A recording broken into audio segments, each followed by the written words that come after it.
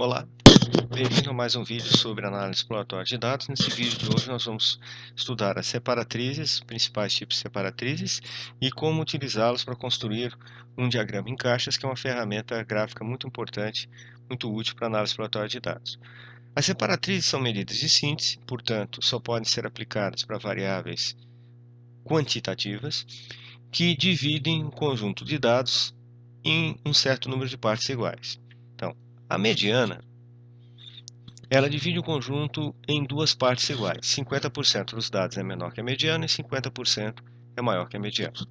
Os quartis dividem o conjunto em quatro partes iguais. Em quatro partes de, obviamente, 25% dos dados. O quartil central, o quartil do meio, ou segundo quartil, é a própria mediana.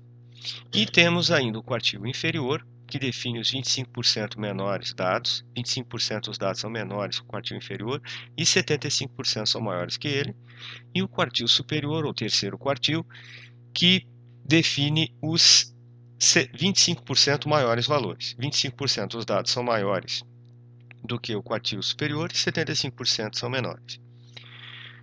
Essas medidas são baseadas na ordenação dos dados, então para a gente poder calculá-las, é primeiro necessário calcular suas posições, e o conjunto de dados precisa estar ordenado.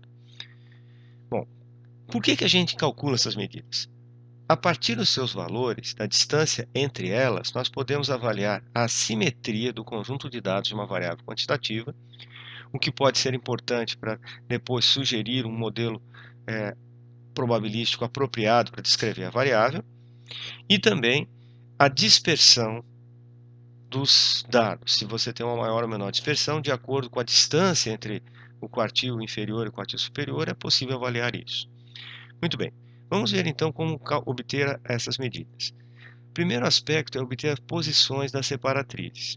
A posição da mediana, basta você pegar o número de elementos do conjunto, somar 1 e dividir por 2. A posição do quartil inferior, o numerador é o mesmo, n mais 1, mas agora dividido por 4, já que nós estamos falando de quarta parte. E a posição do quartil superior é 3 vezes a posição do quartil inferior. Após calcular a posição, nós temos que encontrar o elemento do conjunto que nela está localizado. E aí esse vai ser o valor da separatriz. E o conjunto de dados precisa estar ordenado. Vamos supor, por exemplo, que a posição da mediana desse 1000. S igual a 1000. Então, nós temos que ir até o conjunto de dados e recuperar o elemento que está na milésima posição, e esse será o valor da mediana. Um raciocínio análogo pode ser feito para o quartil inferior e o quartil superior. Um problema ocorre quando esses valores, esses quocientes, dão valores fracionários. Quando as posições são fracionárias, nós temos que fazer algumas operações. Por exemplo, se a parte fracionária for igual a 0,25, o que nós temos que fazer? Bom, se a posição é 0,25, nós temos sempre que considerar, identificar quem está na posição imediatamente anterior e imediatamente posterior dessa posição calculada. Então, o valor do quartil inferior e o quartil superior vai ser igual ao valor anterior da variável, o valor da variável na posição imediatamente anterior, multiplicado por 0,75, mais o valor da variável na posição imediatamente posterior àquela calculada, multiplicado por 0,25. Certo? Por que isso? Porque se dá 0,25, o valor da mediana está mais próximo do valor anterior. Então, nós temos que dar um peso maior para ele e um peso menor ao valor posterior. Se a parte fracionária é igual a 0,5, isso geralmente acontece no caso da mediana, quando você tem um conjunto de dados par. Nesse caso, pode acontecer eventualmente também com o quartil inferior e superior, você dá o mesmo peso para os dois valores. Os valores que estão nas posições imediatamente anterior e posterior à posição calculada, você dá o mesmo valor, faz a média entre eles, 0,5 vezes o valor anterior, 0,5 vezes o valor posterior.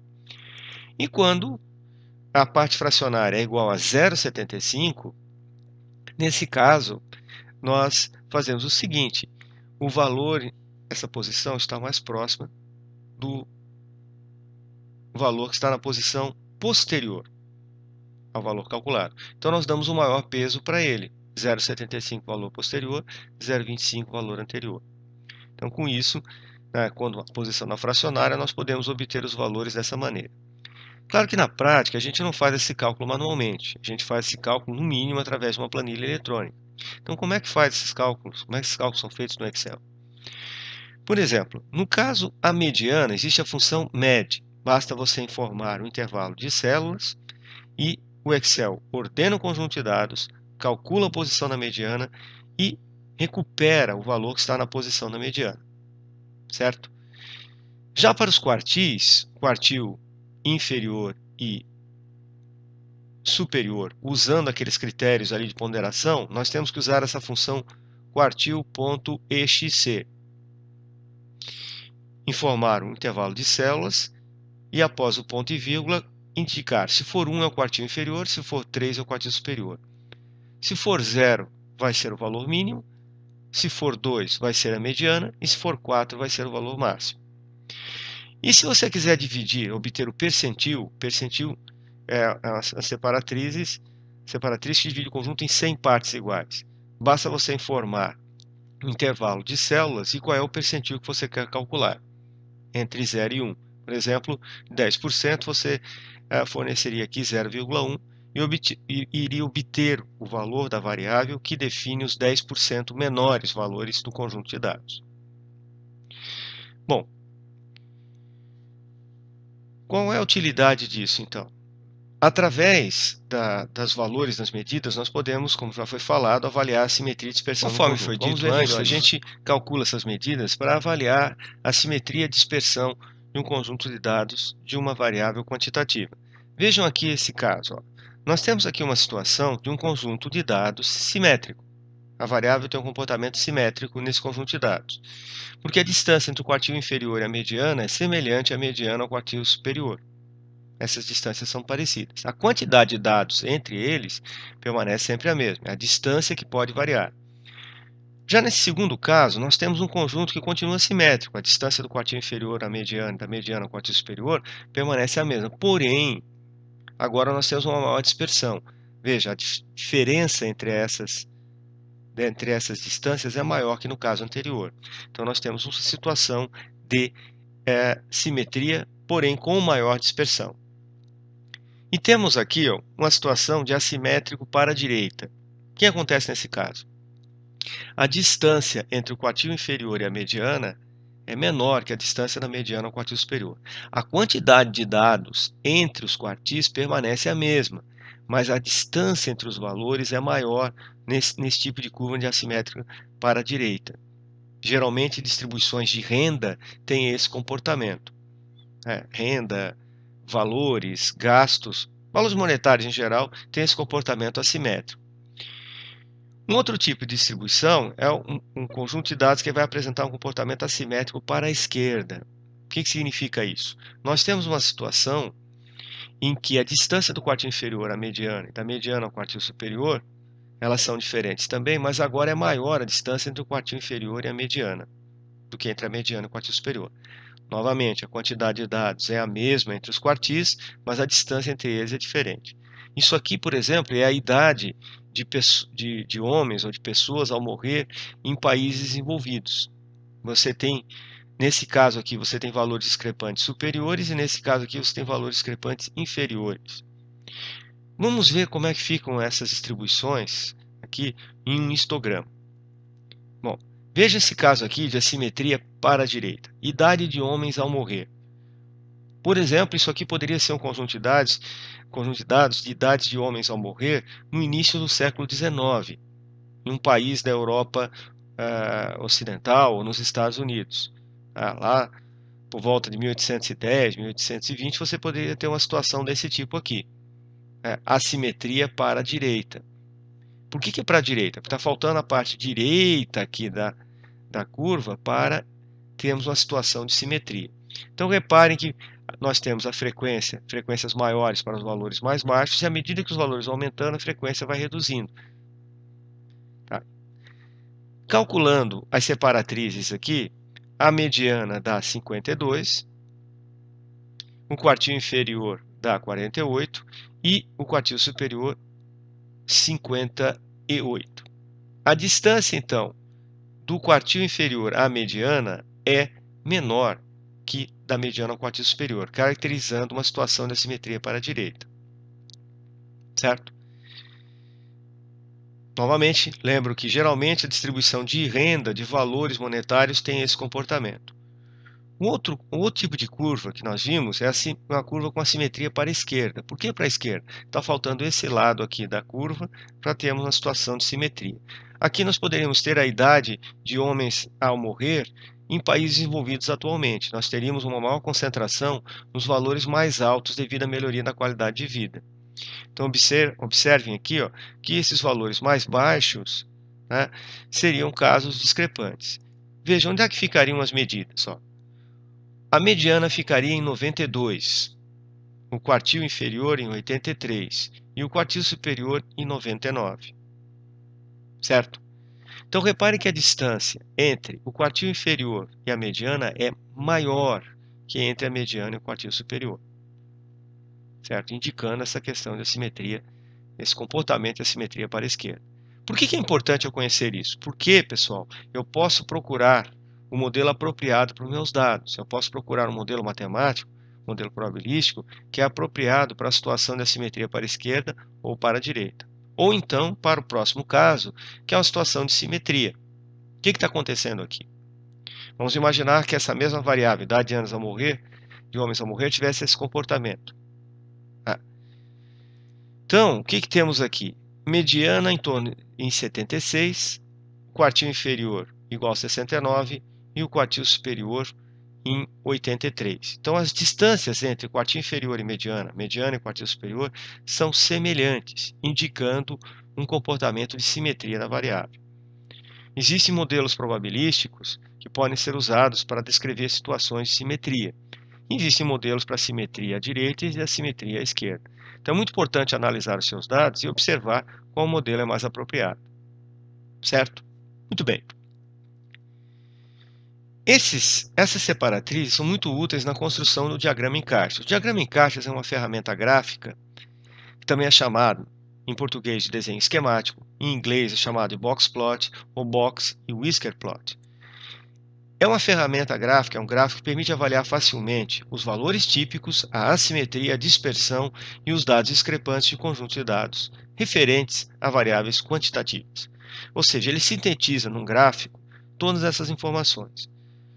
Só que é um gráfico que só deve ser usado para grandes conjuntos de dados, porque ele se baseia nas separatrizes. E as separatrizes, elas vão ter o melhor, vão ser mais representativas do conjunto de dados para quanto maior for a quantidade de dados envolvida.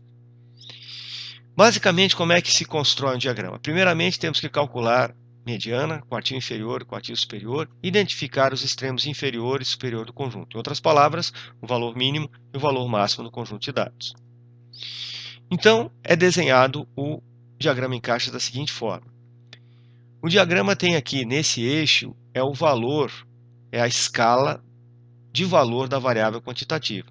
Nós vamos colocar aqui nessa linha central da caixa o valor da mediana. Depois, nós construímos um retângulo aqui que vai até o quartil superior e desce até o quartil inferior. E prolongamos aqui essas linhas até o último valor não discrepante superior e o último valor não discrepante inferior. Como é que se define os discrepantes inferiores e superiores que devem ser marcados? Bom, basicamente se usa a diferença entre os quartis, superior e inferior, multiplicada por 1,5. Veja que é a mesma quantidade aqui embaixo e aqui em cima. E quando ela é somada com o quartil superior, define o limite dos discrepantes inferiores. E quando ela é subtraída do quartil inferior, define o limite dos discrepantes inferiores. Um diagrama em caixas pode não ter valores discrepantes, pode ter só discrepantes inferiores, pode ter só discrepantes superiores, ou pode ter ambos. O valor típico do conjunto será a mediana, é a medida de tendência central aqui. Se as duas caixas tiverem alturas semelhantes, né, a distância entre quartil inferior, quartil superior e mediana e quartil inferior foram semelhantes, a distribuição é dita simétrica. E quanto maiores as alturas aqui, né, maior a dispersão do conjunto de dados. E, claro, a marcação dos valores discrepantes permite identificar esses se eles estiverem presentes. Bom, vamos ver um exemplo para a construção de diagramas. Eu vou só mostrar o exemplo aqui, algumas etapas eu vou pular. Vocês podem achar os dados nesse aqui na minha página na internet, vocês podem procurar lá, ou os meus alunos podem encontrar no ambiente virtual Moodle, esse arquivo de dados funcionários XLX. Construir o diagrama em caixa para os salários anuais dos funcionários da empresa do arquivo que está nesse funcionário XLX, XLSX, avaliando valor típico, assimetria, dispersão e valores discrepantes. Muito bem. Então, o primeiro passo, pessoal, é ordenar os dados. Os dados, quando a gente faz o cálculo através do Excel, eles já estão ordenados. E calcular mediana, quartis inferior e superior. Primeiro passo, então, é obter a posição da mediana. Como o conjunto de dados tem 474 observações, o que acontece? A posição da mediana é um valor quebrado. A mediana está na posição 237,5. Relembrando aquela metodologia que a gente utilizou lá, nós temos que identificar quem está na posição 237, quem está na posição 238, que são esses dois valores aqui que eu recuperei daquele conjunto de dados do Excel. E aí, pessoal, a mediana vai ser simplesmente a média deles. Ou esse valor 28.800 multiplicado por 0,5 mais 28.950 vezes 0,5. Então temos aqui o salário anual daqueles funcionários de 28.875 dólares. Este é o valor típico. 50% dos funcionários ganham até isso, 50% ganham acima disso. Posição do quartil inferior. Nós vamos ter 475, 474 é o valor de N, dividido por 4, dá o valor 118,75. Então, reparem que a posição está mais próxima do 119. A posição 119. Quem está na posição 118, recuperando lá, é 24.000, e na posição 119, 24.090. Então, fazendo o cálculo, atribuindo o peso 0,25 aqui e 0,75 a esse aqui, nós vamos ter o quartil inferior 24.067,50 dólares. Ou seja, 25% dos funcionários ganham abaixo disso e 75% acima disso. E a posição do quartil superior é só multiplicar aquilo lá por 3, que vai dar a posição 356,25. Pegamos quem está na posição 356, quem está na posição 357, recuperar lá do conjunto de dados, e fazemos a média ponderada. Fazemos a operação ponderada. 37.050 vezes 0,75. Por quê? Porque esse valor aqui está mais próximo de 356. Mais esse valor aqui de cima vezes 0,25, que dá esse valor aqui. Ou seja, 25% dos funcionários ganham mais do que em 37.162 dólares e 50 centavos. E 75% ganham até aqui. Muito bem, com essas informações nós já temos várias coisas para construir o diagrama. Além disso, obtemos o valor mínimo, que é 15.750 dólares, e o valor máximo, 135.000 dólares. Certo? Muito bem. A diferença entre quartil superior e mediana, fazendo os cálculos, dá 8.287 dólares e 50 centavos. E entre mediana e quartil inferior, dá 4.807 dólares e 50 centavos. Reparem que isso aqui é bem maior do que isso aqui. Nós temos, então, essa diferença maior que essa aqui. Essas duas distâncias são diferentes. Isso é indicação de assimetria, que a distribuição é assimétrica. O que se espera, já que é uma distribuição de valores monetários, de dólar, você já espera assimetria. E reparem que essa diferença é maior que essa aqui. Então, nós temos uma situação de assimetria à direita, que novamente é esperado, já que estamos mostrando resultados em dólares. E a diferença entre os quartis dá 13.095 dólares. Multiplicando isso por 1,5 dá 19.642,50 dólares. Então, isso aqui será subtraído do quartil inferior e somado ao quartil superior para obter os discrepantes. Bom, subtraindo do quartil inferior esse valor, dá o valor 4.425. Então, não há discrepantes inferiores. Por quê? Porque o valor mínimo está bem acima disso aqui. O valor mínimo de salário anual está bem acima disso aqui. Já no quartil superior, se a gente somar, vamos ter o valor 56.805. Então a gente sabe que há pelo menos um valor discrepante, que seria o máximo de 135 mil. Mas nós teríamos que ver o diagrama para ver como é que isso aí funciona. Muito bem, vou mostrar para vocês um diagrama feito no suplemento do Excel Action, tá? Que ele envia os resultados para o ambiente de programação, o ambiente estatístico R. E vejam aqui o diagrama, então, dos salários anuais em dólares. Vocês estão vendo aqui a mediana, o valor típico, a mediana. Esse ponto vermelho aqui é a média. Reparem que as duas apresentam uma diferença. E reparem que a distância do quartil inferior até o quartil superior da mediana é diferente da mediana ao quartil superior, indicando a simetria. Então, o valor típico é o valor da mediana, e como existe assimetria porque as caixas têm alturas diferentes. Não há discrepantes inferiores, reparem aqui, né? O menor valor mínimo era 13 mil e alguma coisa, se eu não estou enganado, ou 15 mil dólares, então não chegou até 4.400 e pouco. Mas aqui, acima daquele valor ali, discrepante superior, você tem uma infinidade, vários valores discrepantes, incluindo aquele valor lá, 135 mil. Não dá para comparar a dispersão, porque nós não temos um padrão de comparação, mas nós podemos identificar a presença de vários valores discrepantes.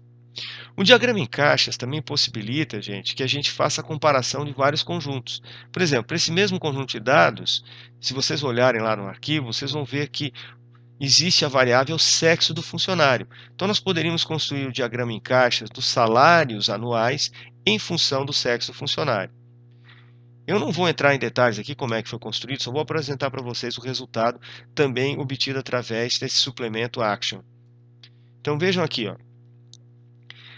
Aqui agora nós podemos comparar os salários dos funcionários do sexo feminino e do sexo masculino. Em termos de valor típico, o valor típico, a mediana dos salários dos homens é superior à mediana dos salários das mulheres, né? Teríamos que ver o valor aqui exatamente para poder melhorar. Agora, reparem que o quartil inferior aqui dos homens é praticamente coincidente com o quartil superior das mulheres, ou seja, 75% dos homens ganham acima do quartil superior das mulheres, ou seja, os homens aqui têm um salário mais elevado. Claro que não estamos observando aqui se existe, nós estamos vendo outros fatores que podem influenciar essa diferença.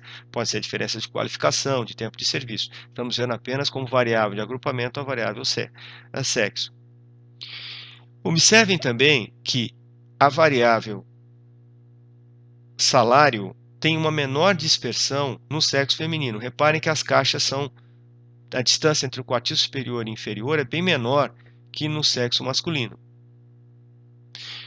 Também existe mais ou menos uma simetria, porque essa diferença aqui do quartil superior à mediana é semelhante na mediana ao quartil inferior, embora não muito. E já no masculino a diferença entre as caixas é grande, indicando a simetria. E os dois conjuntos têm valores discrepantes. Repare, mas apenas discrepantes superiores. Certo? E esse conjunto de dados aqui, novamente reforçando, há uma maior dispersão. Além de ser a maior dispersão aqui entre quartil inferior e superior, você também tem entre o valor mínimo e o valor máximo. Reparem que é bem menor a amplitude de dados no feminino do que é no masculino. Estão vendo aqui a diferença? Certo? Então, o diagrama em caixas pode ser usado para fazer a comparação entre dois ou mais grupos, né, que você tem uma variável quantitativa em função dos valores de uma variável qualitativa, de uma ou mais variáveis qualitativas. Certo? Então, se vocês tiverem qualquer dúvida, podem apresentar os comentários e também observem lá os outros vídeos que a gente fez sobre análise exploratória de dados ou cálculo de medidas utilizando o Microsoft Excel. Obrigado e até a próxima.